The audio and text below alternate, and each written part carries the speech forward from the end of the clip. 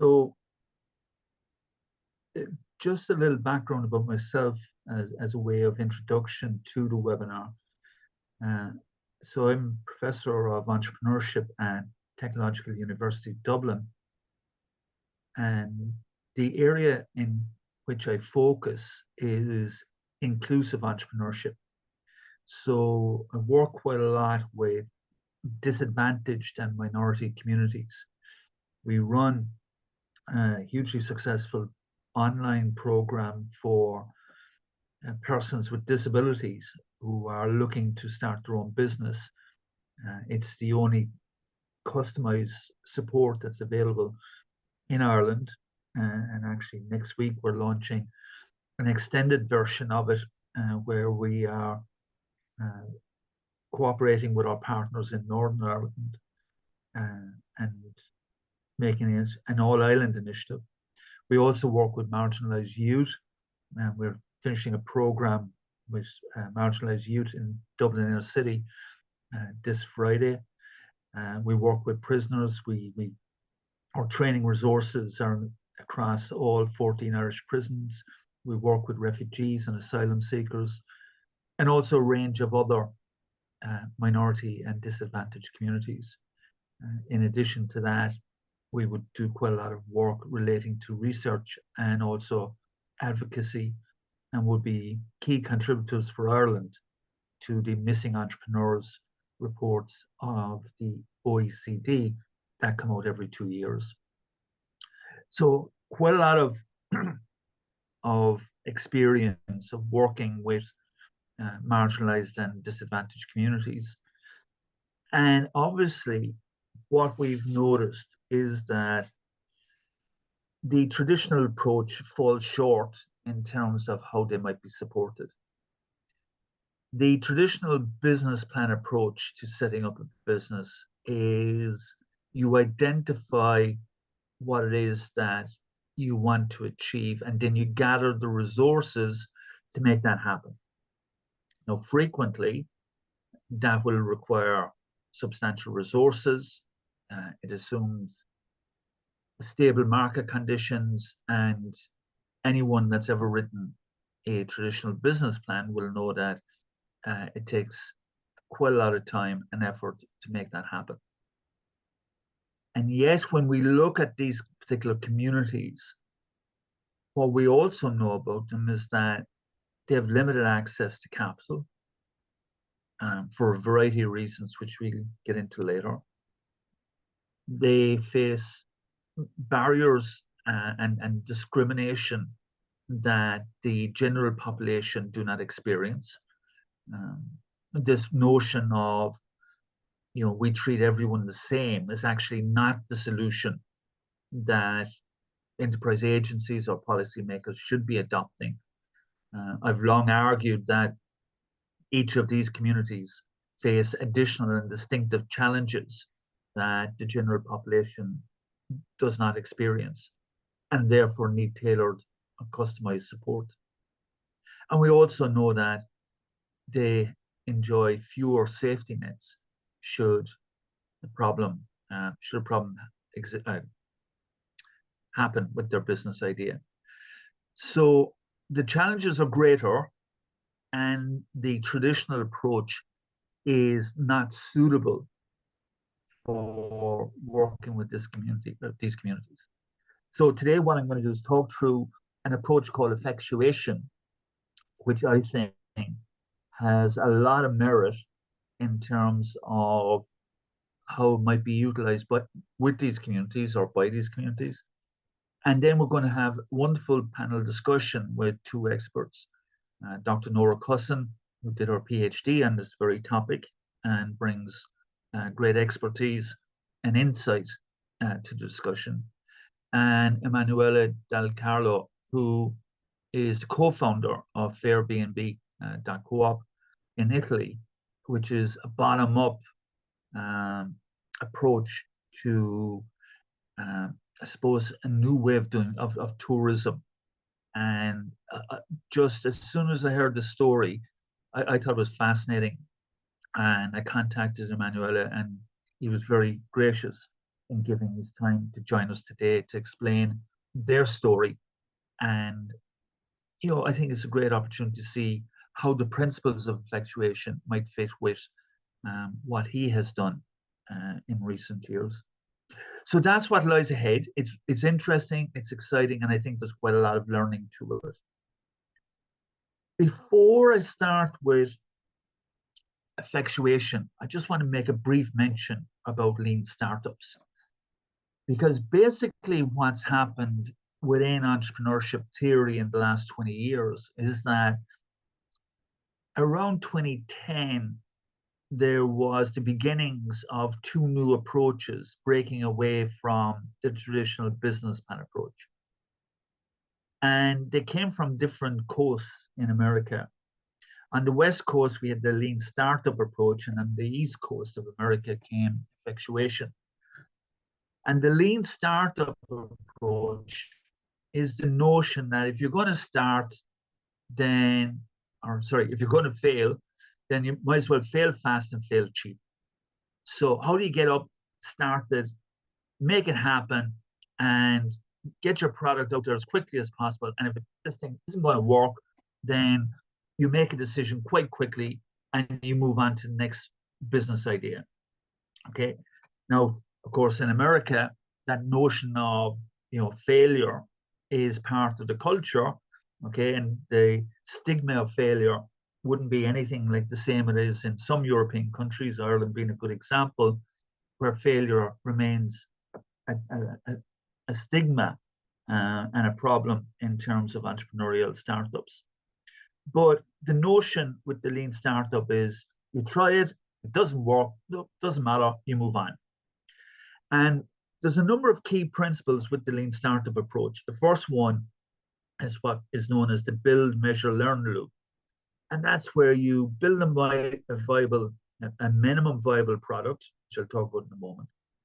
You measure the customer response, you learn from it, and then you build again. So you keep learning, and you stay on this loop, okay, all the time, building, measuring, learning, improving, and enhancing what it is that you're offering. And if you're getting increased reaction from the market, that's increased reaction in terms of sales, then you're on the right track.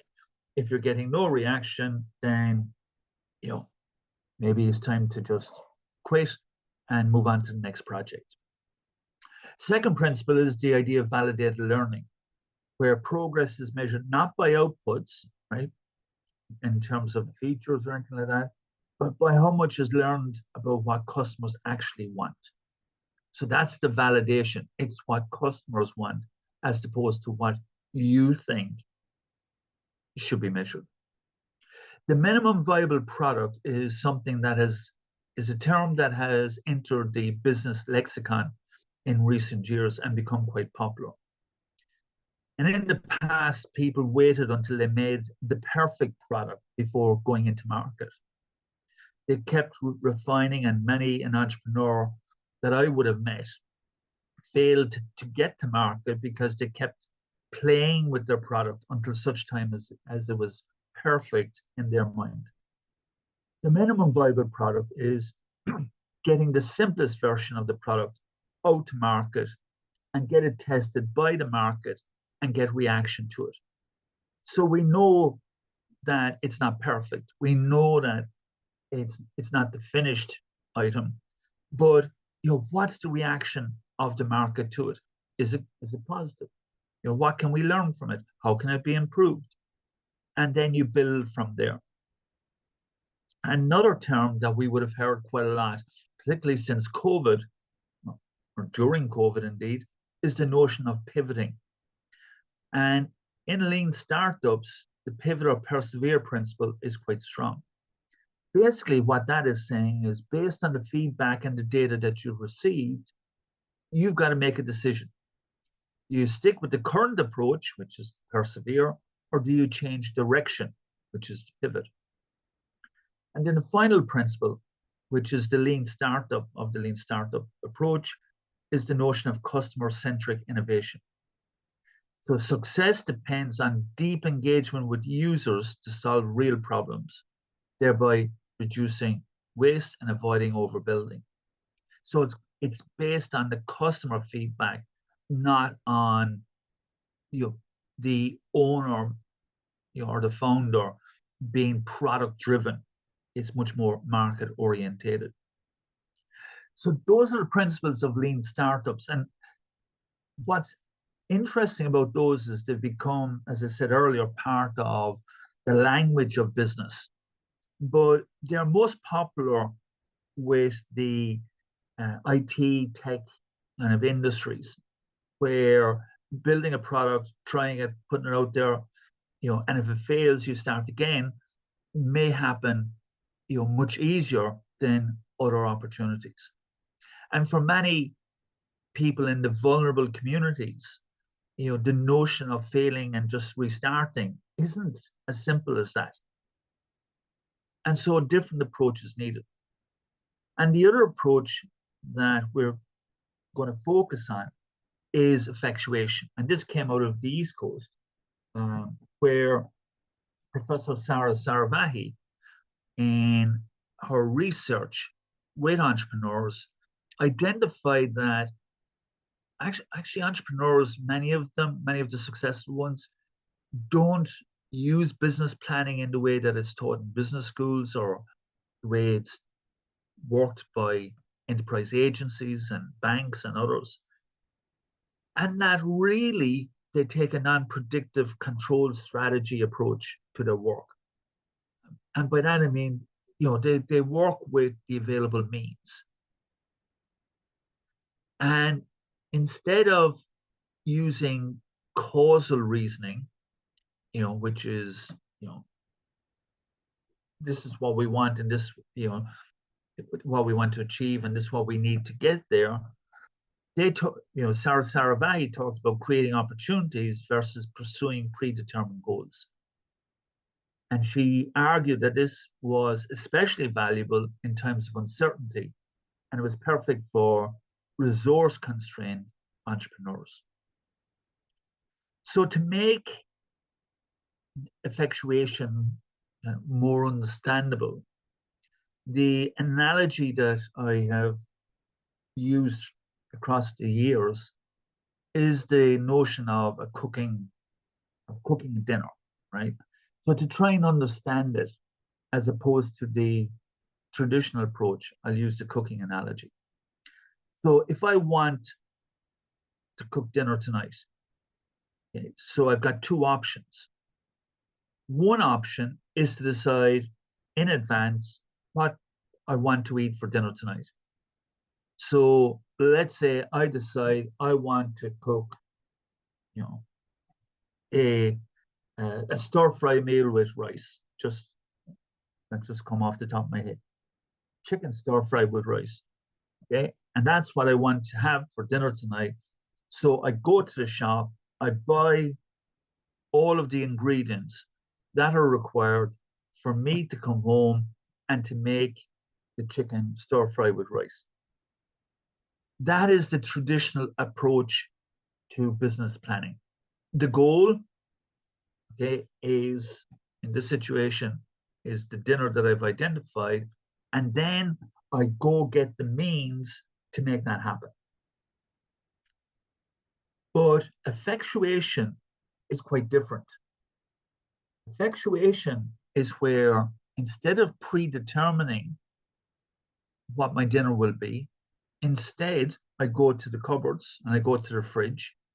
I open to see what's in the cupboards and in the fridge, what food is available. And given the food that's available, out of that food that's available to me, I decide to create a meal from it. Now, that could be anything. It depends on what's in the fridge. And even different people, given the same ingredients, might come up with very different types of dinners. Once if they look into the same fridge or cupboards. So that's the difference. With the traditional business plan, we had a fixed idea about what our business was going to be, and then we gather the resources to make it happen.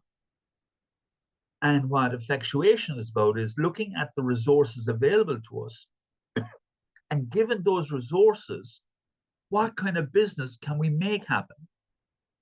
Now, ultimately, the goal is the same. The goal is, in both scenarios, is to create a successful business. But we're going about it in very different ways. And so diagrammatically, this is how it is usually presented in terms of causal versus effectual reason. On the left-hand side, we have the given goal, which is this is what I want to achieve. And so we identify the means that we are required to make that happen. On the right-hand side, under effectual thinking, we start by looking at the given means. And from that, we look at the imagined goals or imagined ends. And those imagined goals or ends could be anything, depending upon the means that are available to us. So with effectuation, there are 5 different principles involved. And these principles are as follows. The first is known as the bird in the hand. So the old saying about a bird in the hand is worth 2 in the bush. So you start with your means, who you are, what you know, whom you know. Okay, so what means are already available to you? What is it that I have access to? And we'll talk more about means in just a moment. The second principle is what's known as the affordable loss principle. And by that, we mean evaluate opportunities based on what you can afford to lose rather than on the expected returns on investment. So you're minimizing the loss as opposed to seeking to maximize return. And that's a head turn there on that one. The third principle is called the crazy quilt principle. And this is where you form partnerships with self-selected stakeholders, people who may be useful to you and who may be interested in being part of the co-creation of your business venture. And that notion of co-creation has now become quite popular in business. The notion of partnerships, collaboration, working with others. So how do we co-create? How do we work together to build a future business that's of value to all involved? The lemonade principle is based on the notion that, from lemons, bitter, we can make lemonade, sweet. So how do we leverage surprise and remain flexible? How do we take, as I said, lemons, and if you see, the kids in America standing outside the house selling lemonade at 50 cents a glass, that notion of turning it into a little enterprise. So how do we take surprises and use them to our advantage as opposed to seeing them as a threat or a crisis? And the final principle is the pilot in the plane.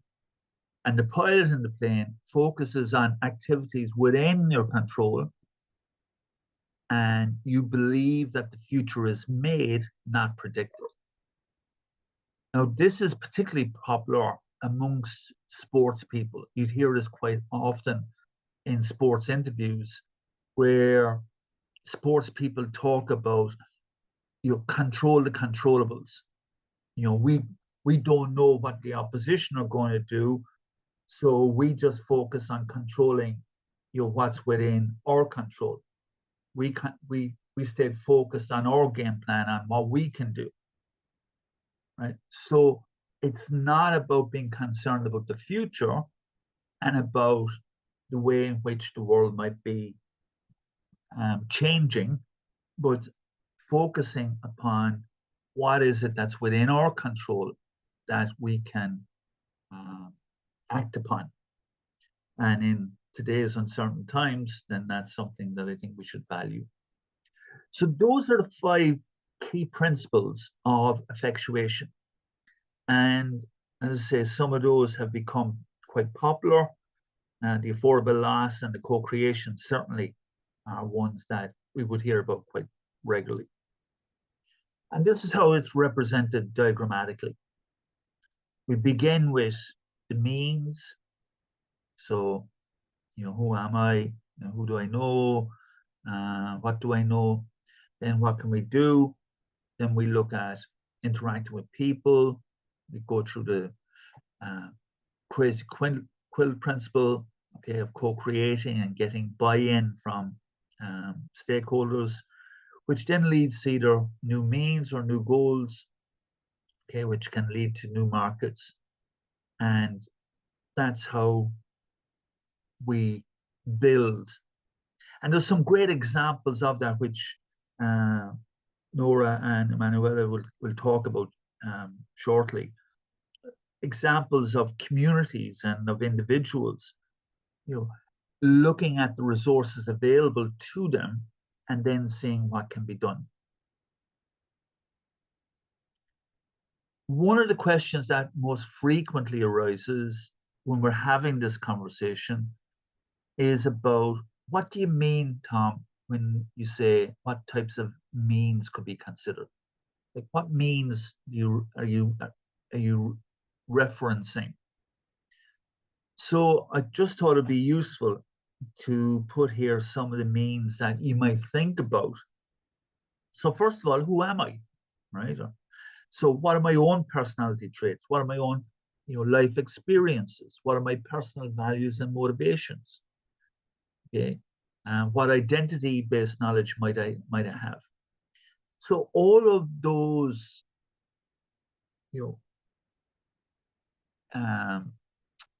personal traits and identity should be recognized as resources or potential resources towards a new business.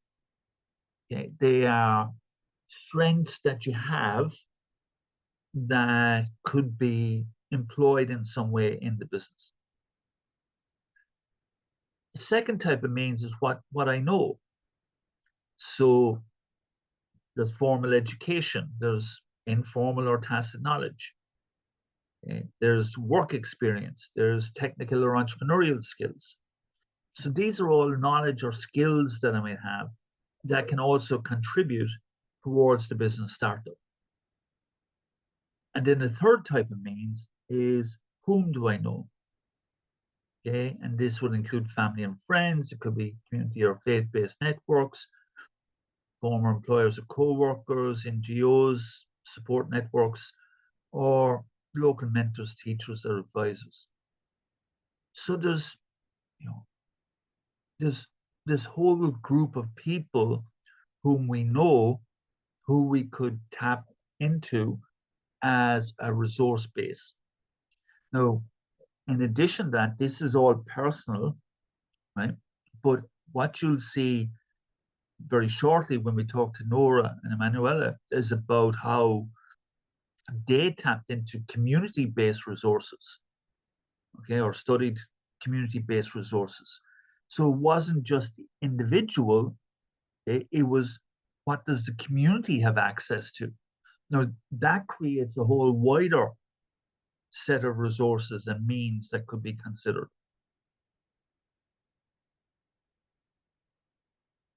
So how is this relevant to vulnerable communities? Well, when we think about marginalized and disadvantaged communities, and when we think about the additional distinctive challenges that they experience, which I mentioned earlier, then if we take this approach of effectuation towards their startup, then we know they lack access to capital and resources like that generally. But instead, if we think about this means that I talked about, they can leverage their own existing and community assets, their own skills and knowledge, experiences that they can bring, to the business. It recognizes identity and community knowledge as strengths. Just off the top of my head, I just happened to be thinking about, because I had a meeting earlier today with somebody who was in prison and has started up a social enterprise. And that social enterprise employs only people who've been in prison and have that experience of lived experience of criminal convictions. Now, the legitimacy of this entrepreneur within the community that he operates, okay, and the people he employs is so much stronger because of his own identity and his own past. If someone like me, okay, who has not had that experience, was to to look to employ people from the same background, it would be far more challenging because I would have much bigger issues relating to building trust and relationships, um, whereas Paul can do it really, really well based on his background, his experiences. Why it's also relevant is because of risk management. It reduces risk management, or it reduces risk significantly. We're talking about limiting financial exposure. We're talking about encouraging iterative growth rather than having this quantum leap or this, jumping off a cliff type starting point. And that obviously then enhances the notion of psychological safety. So we're building slowly by accessing resources that are available rather than this big startup moment where it's an all or nothing type scenario. And then finally, it's about network building. It's about promoting co-creation, as I said earlier, and stakeholder involvement. It's about building trust and collaborative relationships. So it's about accessing all of those supports that might be available in terms of building a new business. What are the practical applications of this for different types of organizations? It took me a while to kind of think through this one because we know the benefits to the entrepreneur, but what about those that support entrepreneurs? Well, first of all, it would mean rethinking business training planning and asking people to think about what's available to them rather than ideal conditions. And that's arguably been a problem in the past. Arguably, we've been asking people for business plans, 5-year projections, and which are, in my mind, nonsensical. If it's my honest opinion. I think 5-year projections are just guesswork and far-fetched, particularly in the way that the world is changing so rapidly now. And instead, maybe we should look at, particularly with vulnerable communities, getting them to focus on, 1-year projections, looking at what's available to them now, rather than ideal conditions. Is there a way that we can use role playing, storytelling, case studies, peer learning to draw what we mean by means? So when we talk about what means are available to you, what are the examples of that? And how does, how do I access my means? Encourage co-creation, okay, and that can be done through types of group work in the programs and problem-based solving sessions. So I think the way in which we set up the training programs could look quite different to the single focused lone actor, formal business plan approach that we have traditionally used.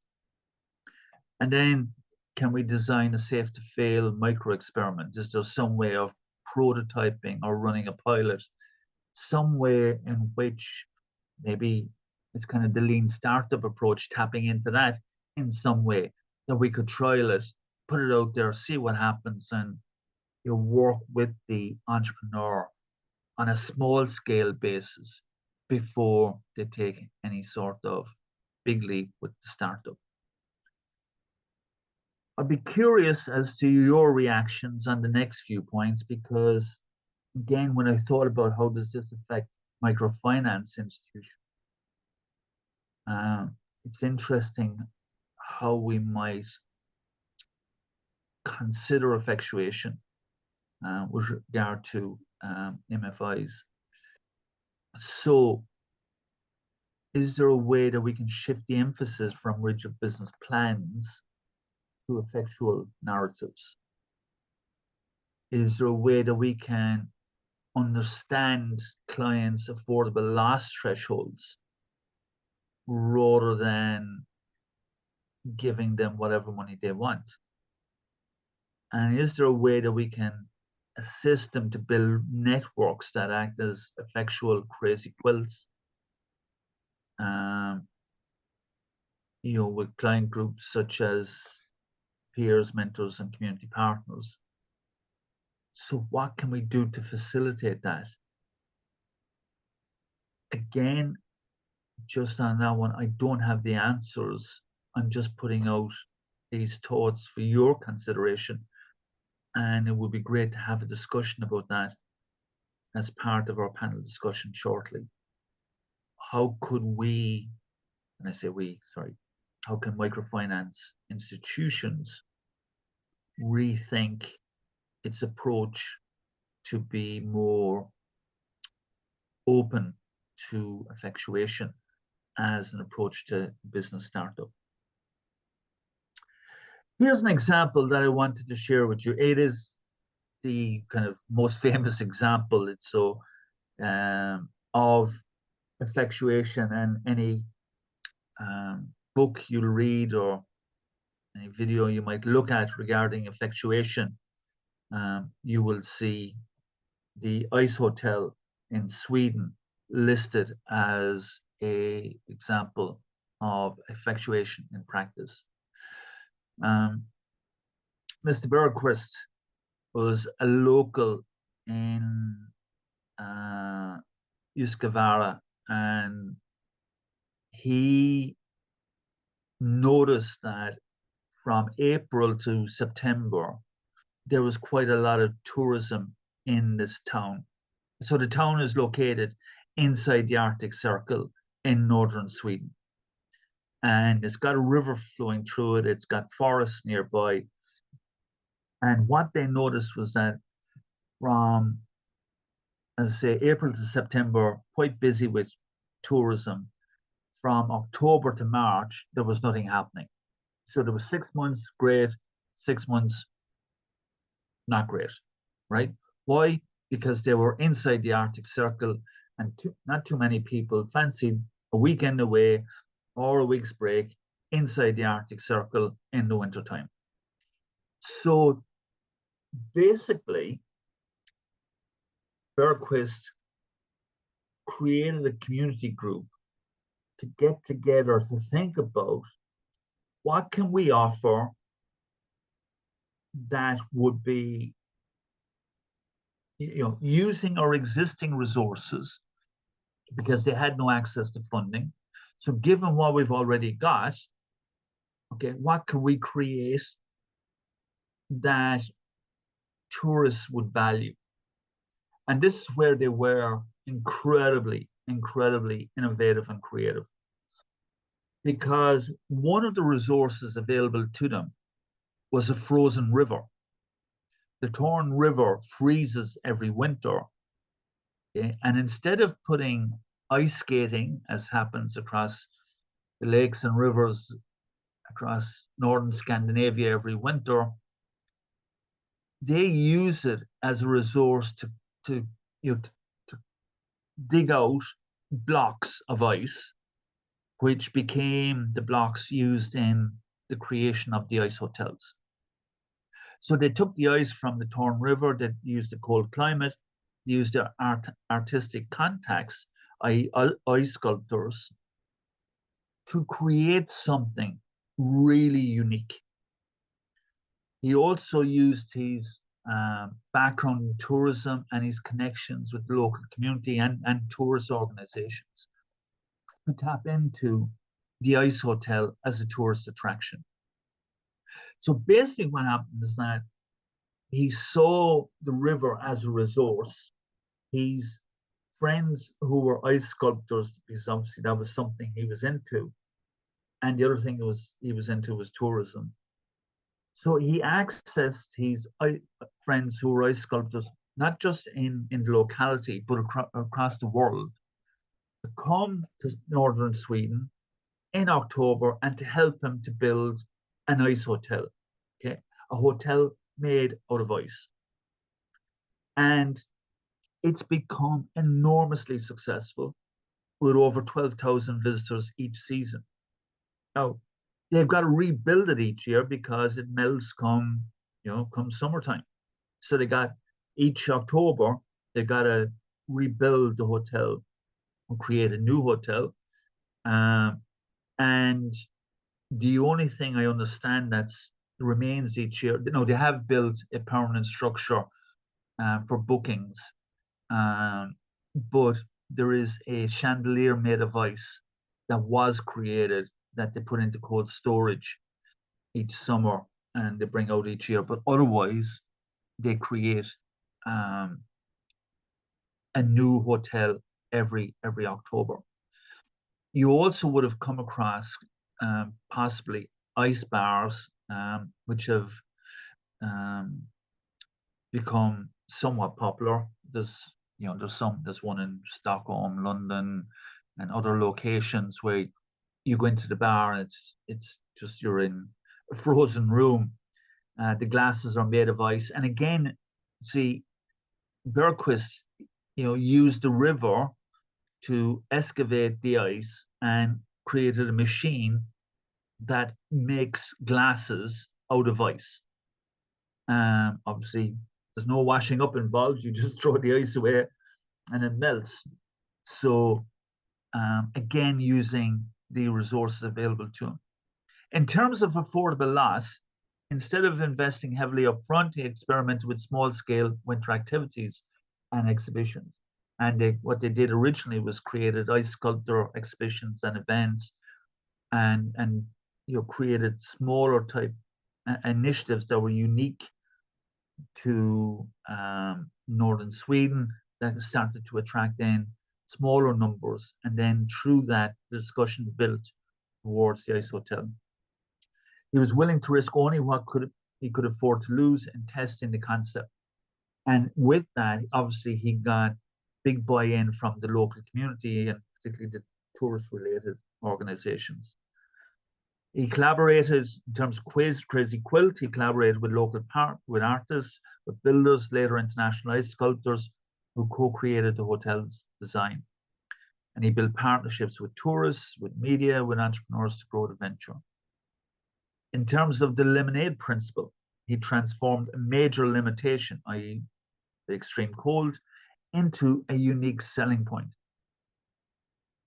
And he embraced unexpected interest from media and tourists to expand the idea. Anyone that knows of the Ice Hotel will know how unique it is and how popular it's become. The pilot and the plane principle was that rather than complaining about what government is or isn't doing, rather than waiting for perfect conditions to make something happen, which was unlikely to ever exist, he proactively shaped the future by creating this new, tourist niche. And he, believes in creating new opportunities instead of predicting them. So instead of waiting for some new trend to happen, he created a new trend. by the ICE Hotel.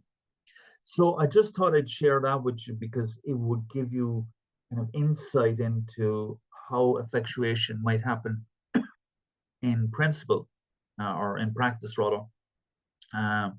And it's one of the most famous examples. And honestly, you go into YouTube and Google the ICE Hotel in northern Sweden and look at what it looks like. It's just an incredible achievement.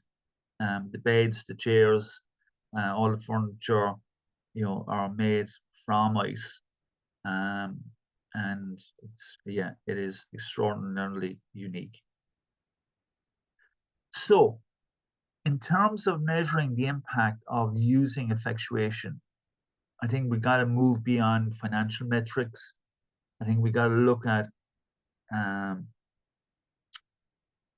the development of personal agency in terms of self-sufficiency, making something happen, the acquisition of entrepreneurial skills through this approach, and both the utilization and expansion of social networks. In terms of business resilience, we might look at a person's adaptability and crisis management, and also their resource flexibility. And in terms of measuring the impact on community, then we can look at things like local job creation, knowledge and skills transfer, and increased participation. So we might talk about effectuation beyond numbers, beyond measuring just profitability, but instead look at these other ways in which change and growth can happen. Final slide is what next for vulnerable entrepreneurs. Well, what we try to encourage is to remind people from disadvantaged and vulnerable backgrounds to use the available resources rather than seeking ideal conditions. So we encourage them to think about what they have access to. And that takes work, right? Because they don't see it immediately. It's also about building partnerships, again, encouraging them to cultivate collaborative networks that shares the risk and resources. And that, this notion of, my business, and it comes from a lot of that kind of entrepreneur's hero comes from the American culture, this kind of, lone actor, lone hero type approach, these stories of, Rockefeller and Andrew Carnegie and all of these who started with nothing and went on to build great kind of empires. But the reality is, entrepreneurial teams are now far more likely to grow businesses than firms founded by lone actors. And we're in a world where collaboration, partnerships, and co-creation is much more valued. We're also trying to encourage entrepreneurs from minority backgrounds and minority communities to embrace learning and to transform these setbacks into opportunities through adaptive thinking. So again, that's kind of the lemonade principle. Okay, when bad things happen, how can we turn it to our advantage? Not always easy, but that's the principle that we're trying to work on. And then we should also remember that context matters, that we got to adapt these principles to specific communities' needs and strengths because it differs with different communities. You can't just say that what works in one community is going to work in another community equally well. So that is the conversation, their presentation rather, around effectuation, around what it is and how it might be considered in terms of the vulnerable communities. And so now it's time to join with Nora and Manuela to get their inputs. So I'm going to stop sharing and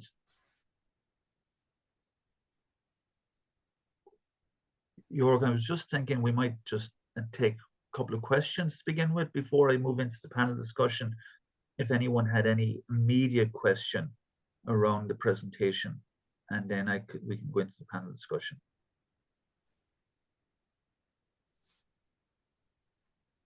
So any questions, please? One at a time, don't rush me.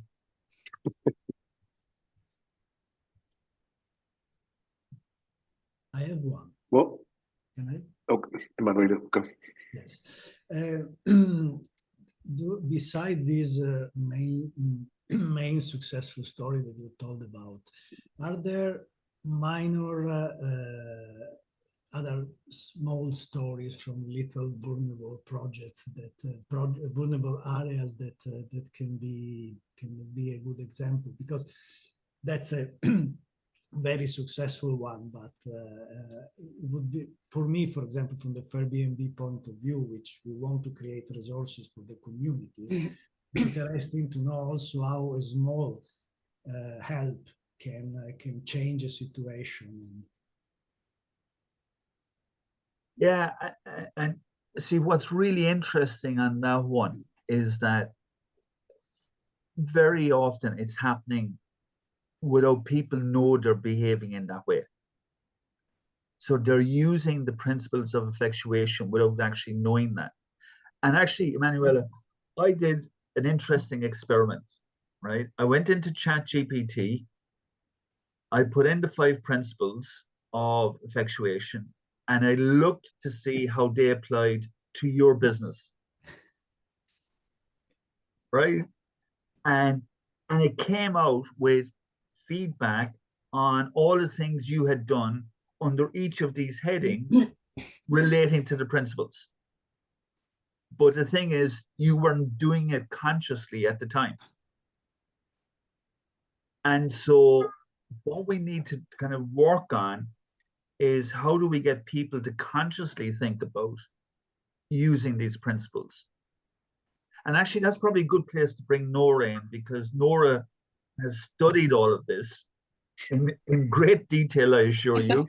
That was a lovely refresher there, Tom. Thank you. Yes. Nora's done her PhD in this whole topic, right? And has great expertise on the topic and focused particularly on community-based organizations. So, Nora, I saw you nodding in agreement there when I was saying people are doing it without knowing it. Yeah, and I think that's more just to your point, Tom, of we need to do more to make people consciously aware, to build capacity around this. And to Emmanuel's point, you know, there are multiple examples out there, and beyond researching this, I've also taught this in the classroom to entrepreneurs and aspiring entrepreneurs. And what I would say, whether it's a vulnerable community, a social enterprise, or, you know, an individual group looking to access, the effectuation is about a mindset shift. You know, it's really about a way of looking at how you're going to do what you do. All of your traditional approaches like business model canvases can still be used within this framework, but it's a very useful framework, particularly in a resource constrained environment. And, you know, even if we look at broader research on entrepreneurship, a lot of entrepreneurs become entrepreneurs out of necessity. I know we look at these fairy tale examples of expert entrepreneurs, but the reality of, you know, of that is often very different. So, you know, what I found looking at entrepreneurs in rural communities, I looked at it through the lens of community development organizations. So a majority of this was not for profit.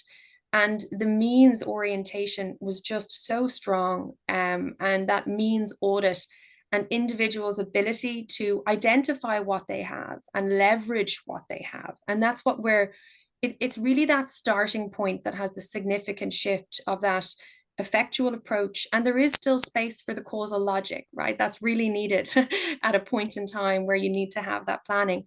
But that effectual mindset is very helpful. And as you go through the principles, it can really help communities and people starting out.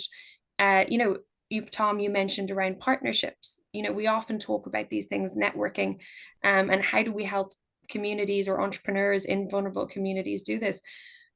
we often say they need to do it, but we don't follow up with toolkits and networks to support how to do it. So I think there's a lot that Nora, could be done there. okay, you broke up on us there for a moment, just a Oh, moment, apologies. Nora. I'll check that. Sorry. Yeah. Nora, will you just tell us a little about your research? So what your research was about, and also I think it'd be really helpful. I know that you studied different community groups. Maybe you could just kind of pick one of them and kind of talk about how they used effectuation. I'm going to, yeah, perfect. And I'll talk you through it maybe rather than go into depth about my own research. I'll start with one of the examples and just drop a bit in there. Waterford, and I'm selecting Waterford not out of bias because it's near my hometown, but it's just a very good example of thinking about the individual first. So in Waterford, it started with one man who simply said it wasn't necessarily its great goal to transform, to do something grand. He just wanted to make things better. He used to walk along an old railway, which is 46 kilometers in length, and thought it could be something more. This led to a group forming within the community, and significant barriers and challenges which they faced. But they transformed that railway into the Waterford Greenway, which is a famous walkway now, and they could not have imagined the possible ends that would lead to, and the impact that would have on the local community. So, they set out with, it was quite a personal goal of, I want to make things better for my life. He had family and children who would walk along that area and thought that this could be great for us. But it evolved, and they grew with it, and the community grew with it. So throughout my research, I looked at examples of community organizations that really were engines for entrepreneurial activity in rural areas. And I looked through the lens of how can we increase entrepreneurial transformational activity within existing levels of government support. So what can we do that's hands-on, practical for people? Looking through the lens of effectuation, it was really evident that effectuation was everywhere. And this is how people got things done unconsciously. And the potential there to replicate, I don't like to say just successful communities, but communities that had achieved transformational entrepreneurial activity for their locality, that can be replicated for other communities by, educating on effectuation, mentoring through effectuation, and other organizations working in partnership rather than focusing, to Tom's point, on prediction. Very good, very good. Nora, I'll give you a break and I'll bring in Manuela. Manuela, will you tell us about Fair B&B Co-op, how it got started? Give us the history of it. Okay, well, it started as a, let's say, research project and an activist project. We started in late 2014 in a small think tank in Venice. We connected with, it was a small think tank. Venice is a very complicated city, very small, with the sum of all the potential project of a big problem of a big city and a small community. So it's got a lot of ongoing issues from ages, basically. So we created this small think tank to try to address each of these problems one by one and try to approach them in a scientific way, because we were fed up of opening the newspaper and every year the same story. Venice is sinking, Venice is depopulating, tourism, blah, blah, blah, the whole story. So how can we solve this? And we started analyzing the impact, especially on residentiality, the lack of people, the people moving away from town in the region. And among the reason, one of the biggest threat that was emerging was the phenomenon of home rentals, touristic rentals, because I think Airbnb landed in Venice area in 2012. So it was 1 year and a half, 2 years that it was going, and we started to see how this was affecting the local population. So we came out with some data. We discovered that nearly 30% of the properties on the American platform were unlawful, unregistered, nobody knew about them. So we started questioning the system. And we say, how is possible that there are platforms worldwide that provide unlawful trades, and they make money out of it at the expenses of the local population. And this led to a series of drawing consequences, and say, okay, this is a threat. How can we turn this threat into an opportunity and to create resources so we can counterbalance this effect and create not only money, but impact, make the community more resilient. And so we started thinking about a model, and we said, okay, we started proposing what other platforms in our mind should behave. And then they weren't listening. Nobody was listening. And so we said, okay, let's do it ourselves. Let's try to lead by example. And we started thinking about how we could create a potential good example platform. Not really as the goal of becoming the new booking.com or whatever. We never thought that because obviously lack of funds and everything, but we wanted to be a bit like, I would say, the reminder, no, of it can be done better. Yes, you're doing business, but it can be done in a better way. Like a little, I will use a very Venetian example, like a little tugboat, no, that is going his way and is trying to steer the big ships into the right direction. So that was our end goal. In our wildest dream, we were imagining this becoming a model that can be adopted and adapted by different communities for different needs.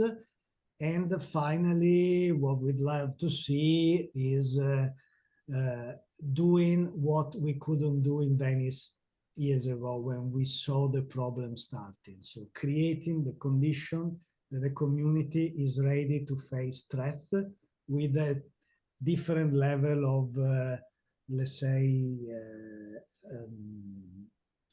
awareness of the threat and tools to counter the threat. See, in that, Emanuele, like, again, as we say, as said earlier, there was principles of effectuation happening. So like there was the threat, which is the lemonade principle, which you turned into, a positive. There was the bird in the hand principle, which is the notion of what's available to us and how do we manage that. There was the crazy quilt principle, which is the co-creation, the working with others. So there was so much of the principles of effectuation happening without kind of you consciously knowing it. One of the things I love about what you do is the notion of community investment, where you kind of allocate a certain percentage of the platform fees to local social projects. Why was that so important to you? Okay, I'm a traditional entrepreneur, okay? I've done a lot of normal businesses. I have an advertising agency, so I know the trades market, I know the capitalist system and everything, but I'm also a citizen. And I've always been very careful and attentive to what happens in my community. And the biggest things that I noticed is that there are millions of good ideas that never find the resources to become real, to have an impact, an effect. And so I thought, not everybody is capable to go and pitch his ideas, to get money, get funds, or involve full family and friends to change his world and as a consequence, his neighborhood and the world. So I said, why don't we create a system that can tap in one of the let's say, streams of revenues that will never lack in our community, specifically Venice, and transform these into a stream that can grow a very distributed set of ideas, whether it's social activism, social entrepreneurship, new jobs, new families as a consequence, so it can revitalize the community. So the goal was actually try to divert funds from a self sufficient and self-enclosed and the black hole of tourism, which tourism, as we know, very, very rarely create different reinvesting in other industries. Other industries invest in tourism, but is very, very rare that a touristic industry reinvest in something else. I never heard about it. Usually restaurants build hotels, hotels build resorts, resorts build food fairs. I don't know, but you never hear that an hotel has built a tool factory or a whatever. So this is something that also struck us as Venetians, because we saw our community collapse around tourism, and skills disappear because tourism doesn't need engineers on a certain level, doesn't need so many lawyers, doesn't need so many cobblers, doesn't need so many whatever. They just need people that attend the tourists. And so it kind of deprived the community of skills. And as the global, let's say the distributed knowledge of this group of people becomes more and more how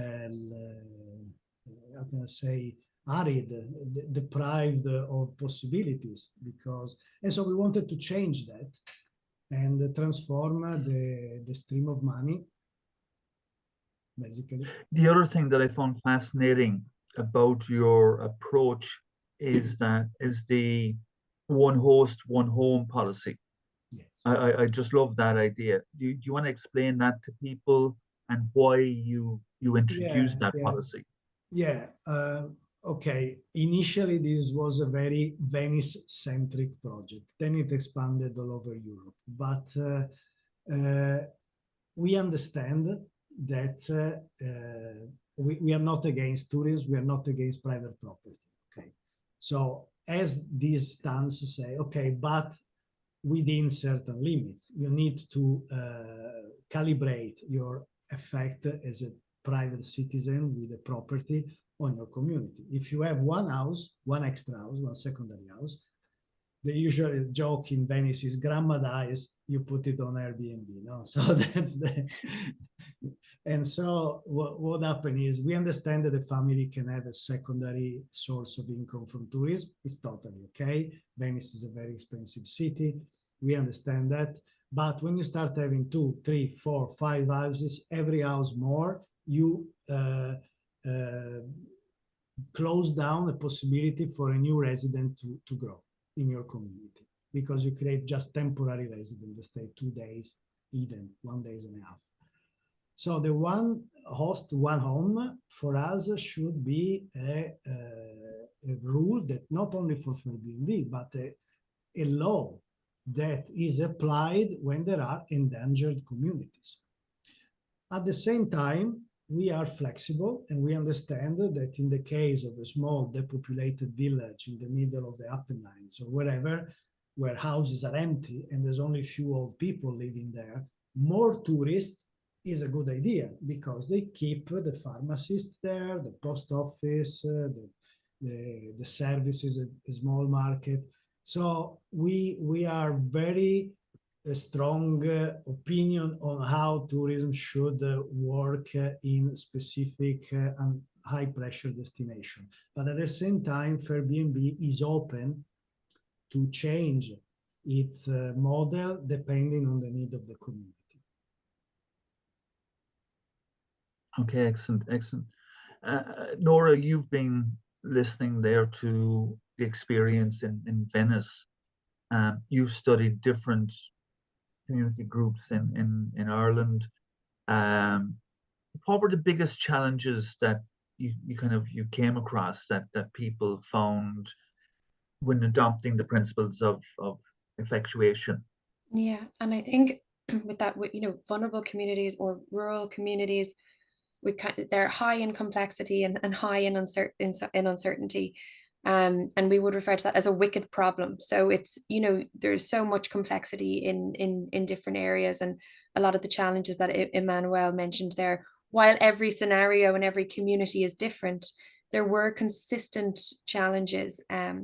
Capacity it was a big capacity of entrepreneurs and community development organizations to keep going, was a significant issue around, the need for a kind of over reliance on a small group of people, and that was an issue. Limitations around funding, obviously, and barriers of access to funding. So, that particularly came up around funding and grant processes, people having the skill sets required, to apply those supports. And surprisingly, which I suppose stood out the most, was engagement from community, from the broader community. Not in a lot of instances, not only did the community not necessarily participate, or they were actually nearly barriers themselves, where they would have been against some local initiatives and not in support of transformational activity. I'm not to say whether that was, whether they were just in their barriers or challenges, but that was what was mentioned a lot, was that people piece. So they were significant barriers that would have stood out. And the funding one that you talk about, because obviously this group that we're working with today, is the microfinance network. And did they, because of difficulties in access to funding, was it then they went to look at what are the other resources available to me? Like, was it, well, maybe or did they start with the means? Which kind of came first, or did it vary? Like what I would say, it vary, and there was multiple examples even in different communities. But just to give a bit of context, what was really emphasized was the burden of maintaining the funding. When you're already a very small group that are resource constrained, you're working, you're leveraging your contingencies, but you only have so much capacity to do what you can do. Like, there were a lot of examples were cited where there would be one funding stream for, a community center, but a different one to maintain that community center.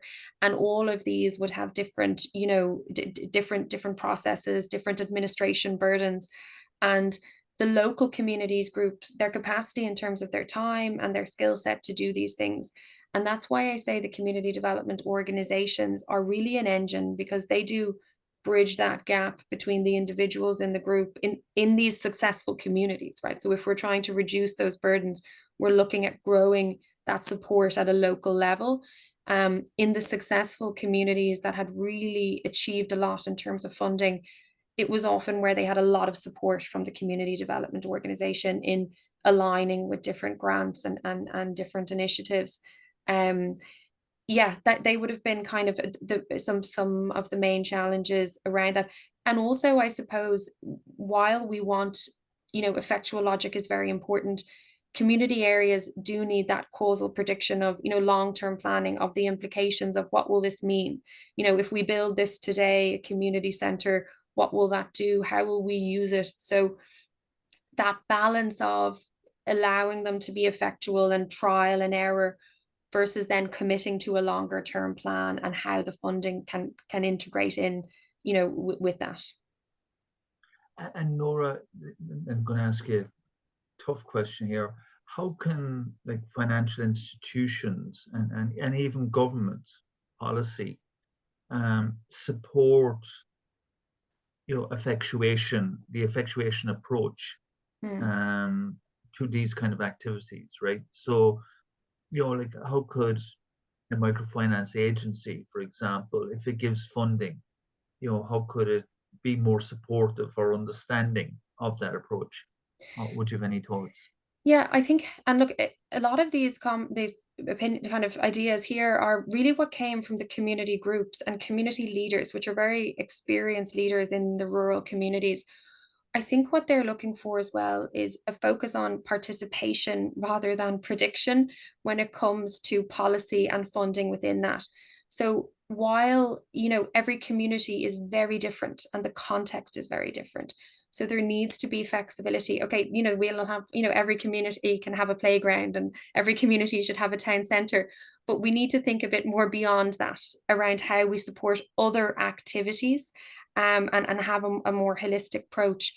I think in terms of supporting effectuation, going in at that community development organization level, who works directly with your local entrepreneurs, your community agents, and educating them on effectuation, holding training workshops. And when I say training workshops, it's not just a mindset. This is a skill set piece where they leave with a clear toolkit on how to apply this approach. And ideally, you know, funding agencies are actively involved in that, whether it's a representative or a co-design of it. And to your point earlier, we allow more room for minimum viable products and a move away from financial metrics versus community impacts around, you know, community metrics around, you know, deprivation, social inclusion, and we look at those as success factors, not just, you know, financial. So if I understand you correctly, what you're arguing is that the financial institution becomes part of the Crazy Quilt. They become one of the co-creators in this whole initiative. Yeah, and I think that, you know, I really believe that Crazy Quilt part. So I say we, every actor in it, and, you know, as in a university and working, coming from that, we have a role in that as well, of playing a part in developing vulnerable communities, supporting entrepreneurs in them, not just saying we need partnerships, but giving tools for how to build partnerships. That is a really important piece. So, you know, not just going out to entrepreneurs or community groups and saying, look, you need to build partnerships. It's having those networks, and that doesn't mean just a live board, but a real engaged network where we can come, share ideas, learn. And look, that can be through leadership, mentoring, you know, coaching for entrepreneurs, community groups, and education, training rollout around it. But I think that partnership in the delivery of that, you know, is very valuable, because we could go out and I could deliver talks on effectuation for community development organizations, but the impact will only have the buy-in if the delivery of the plans is represented by all the stakeholders, as fragmented as they are. Okay, very good, very good. Manuela, I'm going to come back to you because we're talking here about finance. And by the way, folks, can you please put into the chat your questions? I'm happy to take the questions off the chat facility and present them to our guests, because we've got some great expertise here and it's a great opportunity to ask questions. So, Emmanuel, we're talking about finance.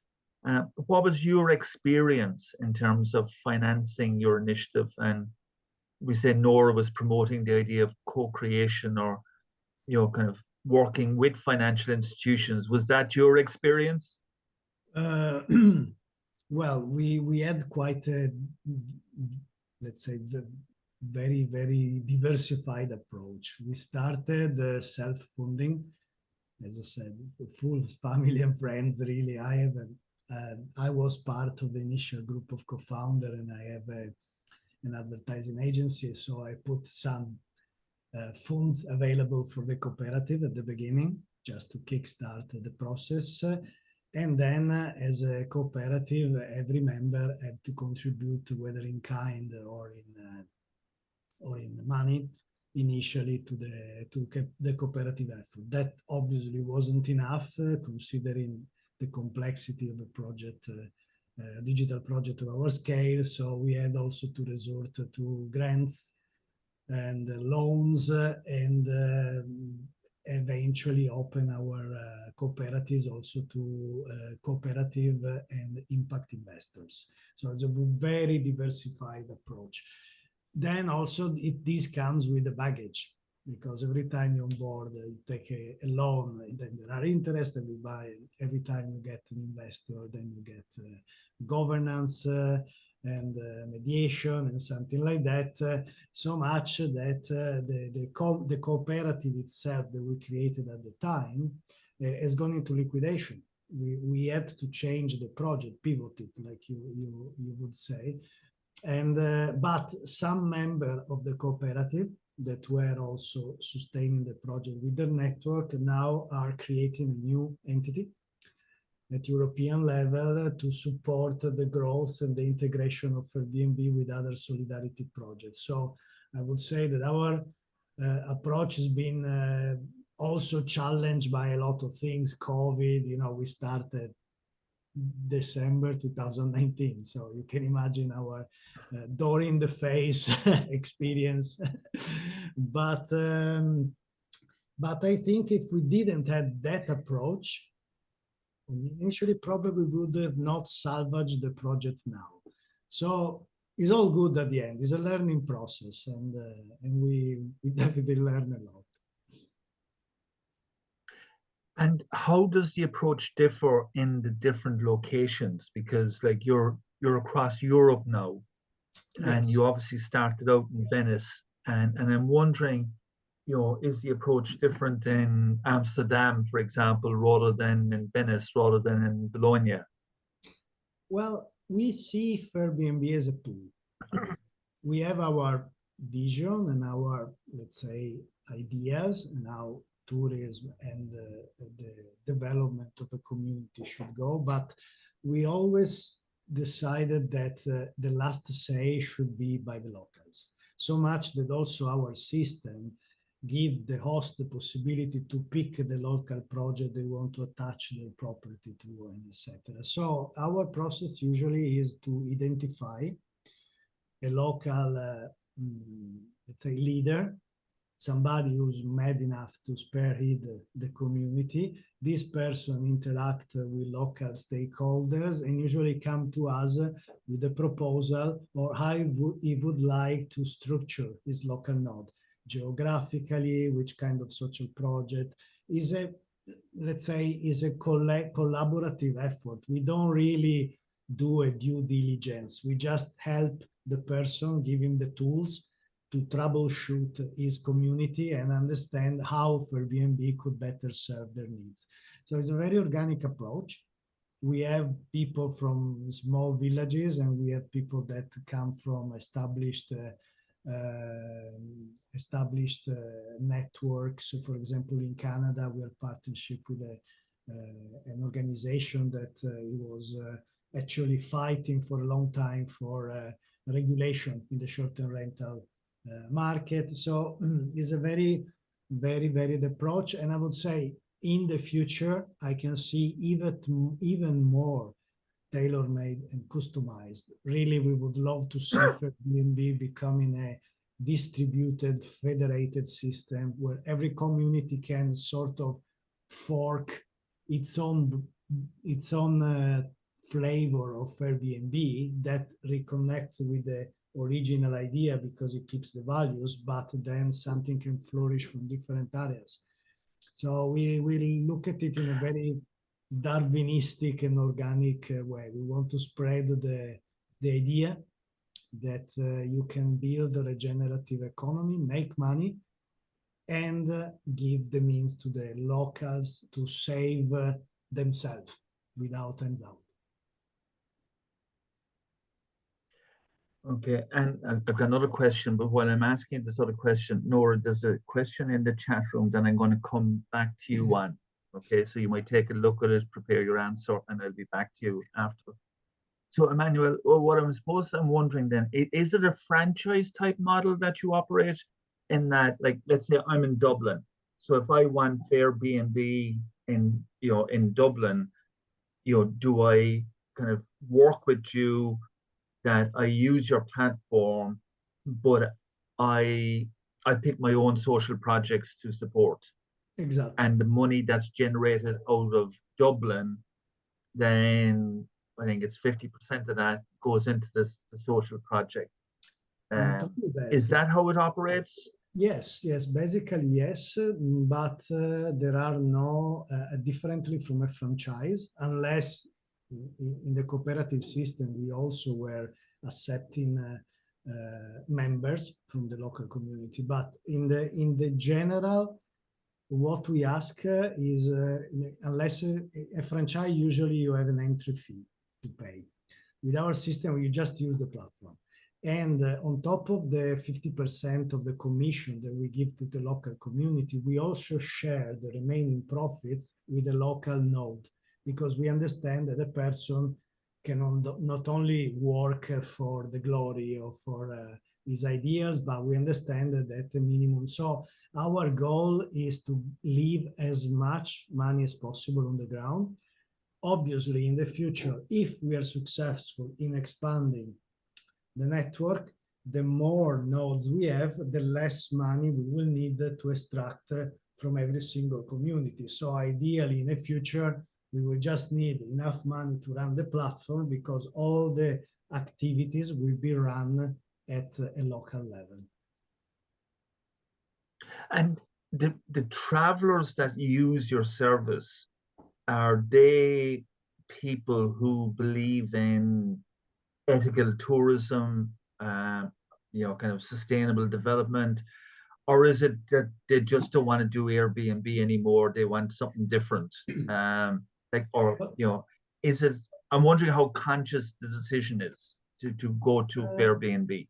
I would say very conscious, and usually the people that is lean toward ethical tourism, they also don't want to use Airbnb. So it's a very tight overlapping of the two personas.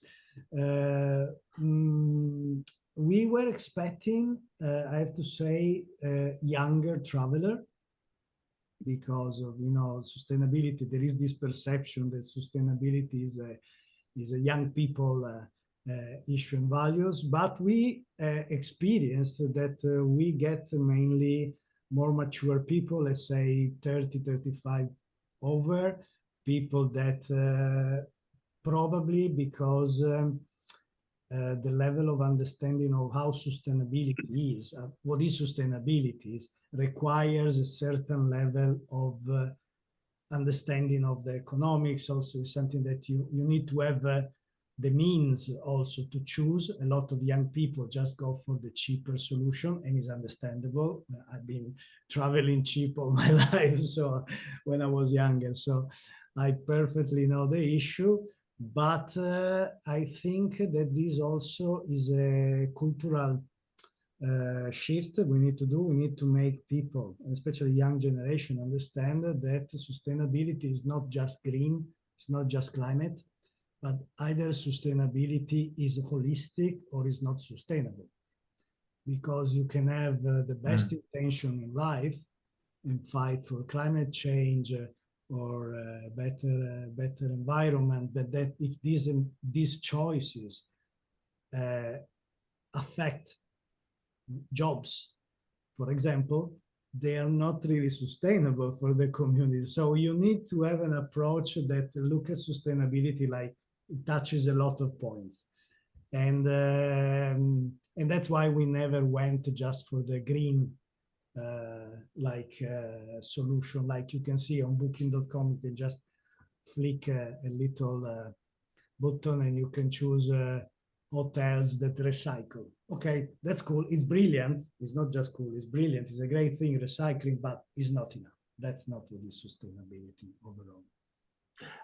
What I was just wondering, funny you mentioned that, because I was just wondering, do you link with kind of ethical businesses locally and kind of promote them? So let's say, because I was really interested in that the age of the traveler was older than I thought it would have been. I was like you, I was expecting it to be a younger population.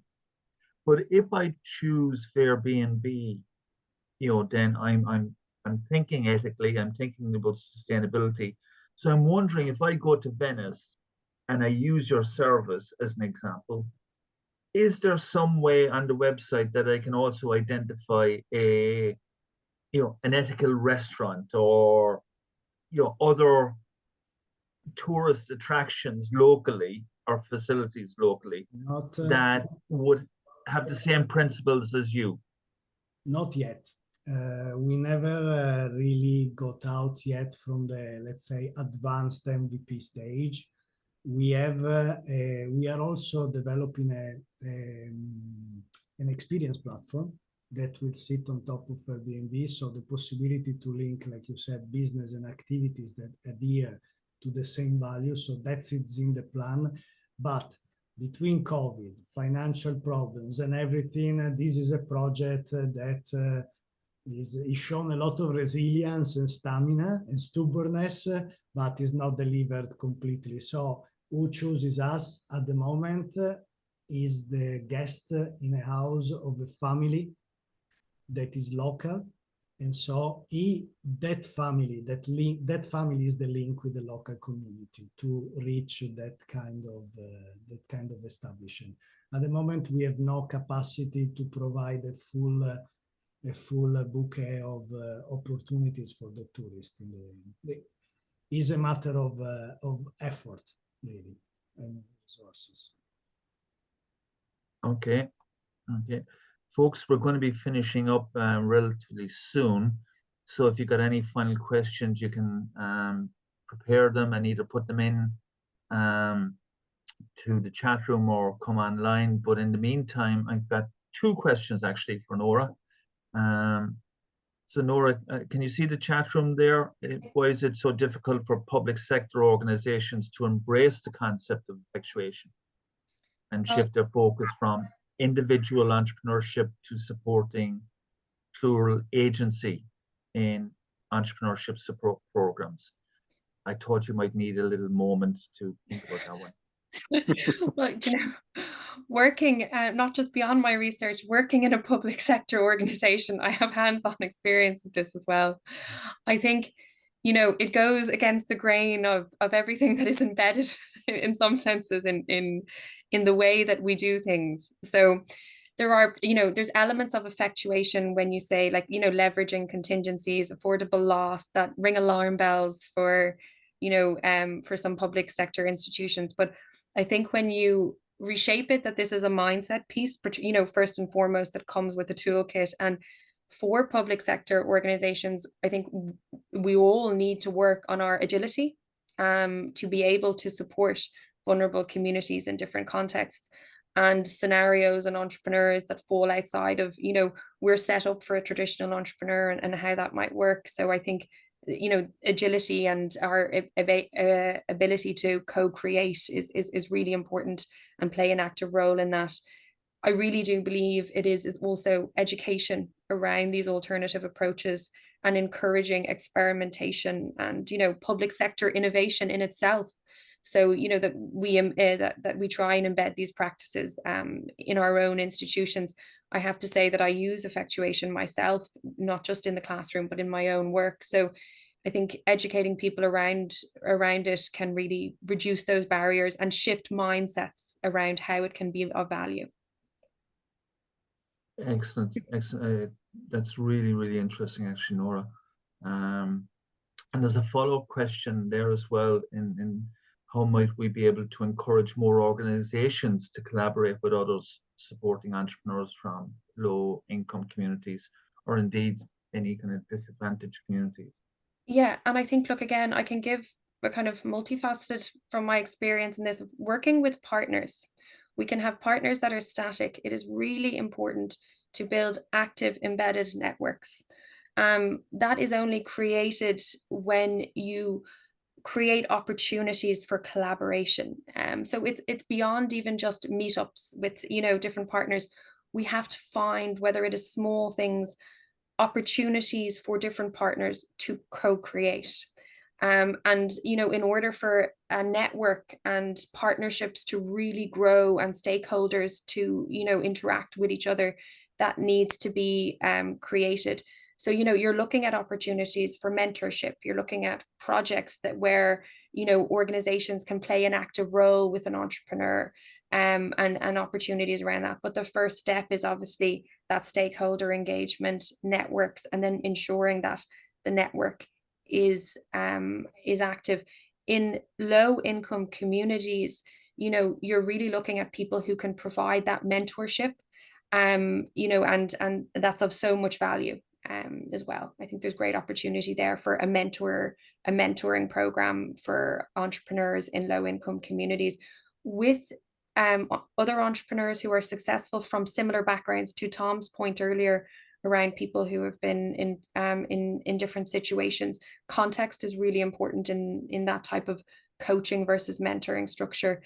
And then also people who can provide focused skill sets around those barriers of finance, education, technology, different areas. Actually, just Nora, I'm going to add on that. It's been my experience that I'm going to answer the question as well in some ways, but it's been my experience that many organizations working with communities or support organizations of those communities go into it with the notion that they're the experts and that we know everything and we're being good to you, and they don't value the people, the expertise and the time and the experience of the people with whom they're working. And that universities, as an example, are very much to blame, right? Where totally universities work with disadvantaged communities. We're the experts, we know everything, and you should be grateful for our support, type of thing, right? Instead of it being a genuine partnership, genuine co-creation, where the experiences, the knowledge and the skills of both sides are valued equally, would be my strong opinion on that.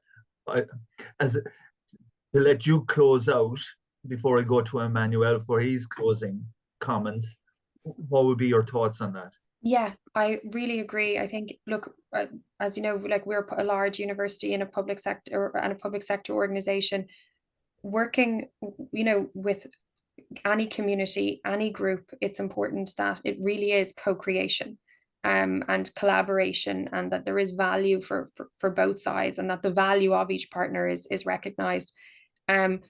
In regard to effectuation, I really do believe that it is kind of an education piece around it, and that there's great potential there to reduce those barriers by, educating both sides, the public sector organization and communities around the benefits of it. Nora, it's been wonderful you joining us, because your expertise has been clearly evident and insightful. Thank you. And Emmanuel, your closing thoughts.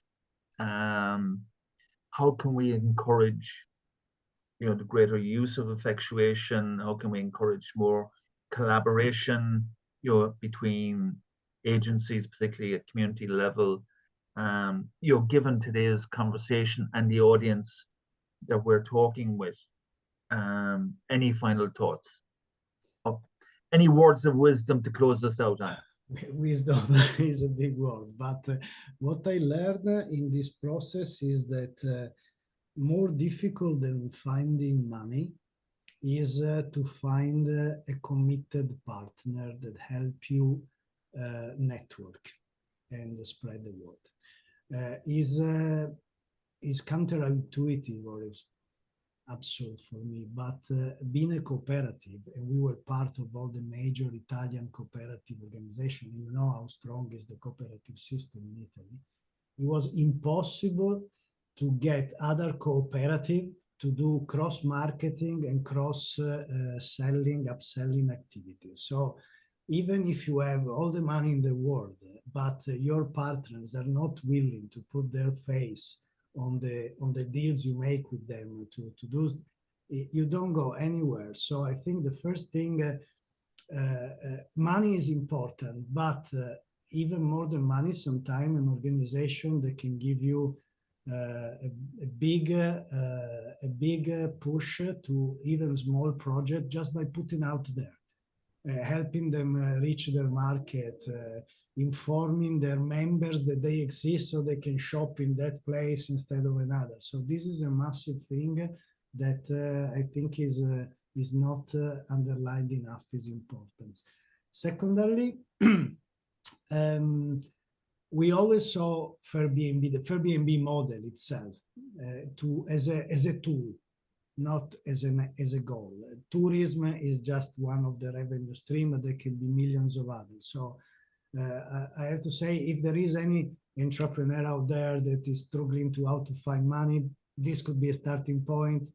We are a free platform for everyone, and so we are We are willing to hybridize with any other activities and see if we can create the resources for the local community. And it's a pity we didn't know Tom and Nora before we started for BNB. It could have helped a lot. Avoiding certain, I can see retrospectively certain errors. So it's been a great learning opportunity for me today. Thank you. And thank you. I came across your work just quite recently, and was it happened by accident, I must admit. But I was absolutely fascinated by what you do, and I assure you that I will be using Fair BNB Co-op any opportunity I will get, because I just greatly admire what it is that you're achieving, and your ambition. And we wish you every success with your work.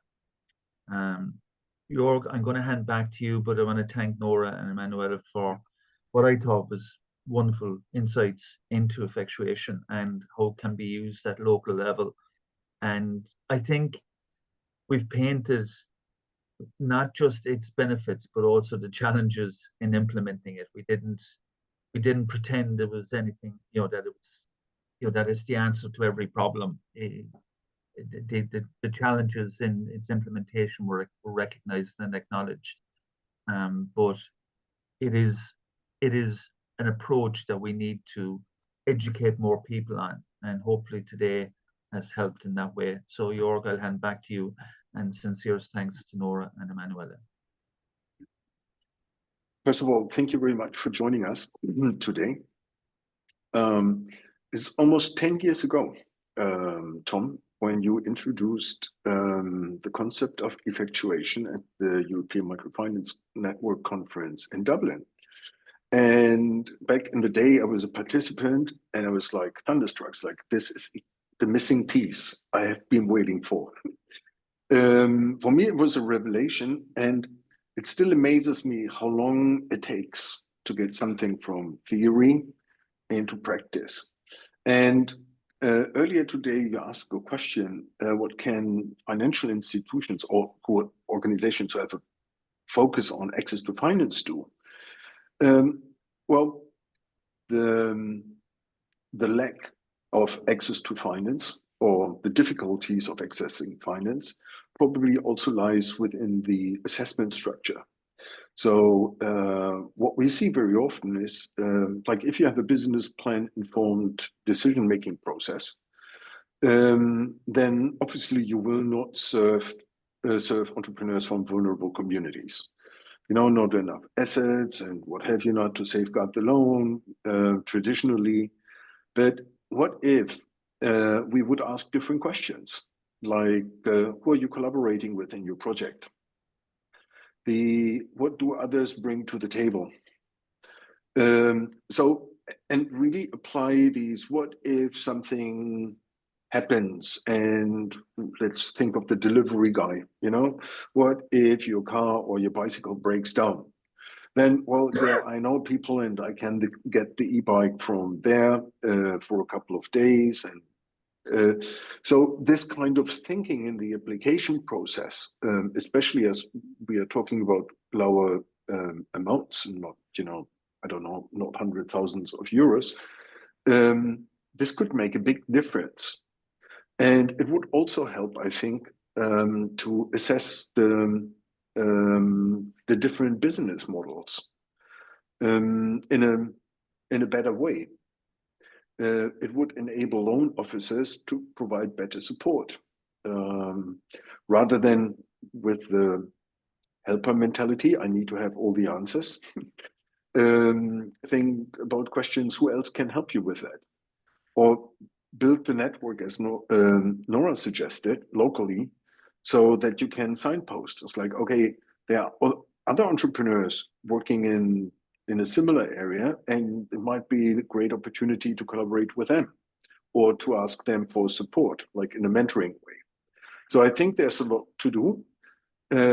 And I would like to thank you all very much for sharing your insights. Nora, thank you very much for sharing the link to your PhD.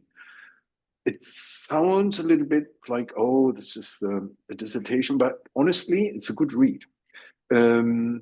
So thank you very much for today, and I hope to see you soon.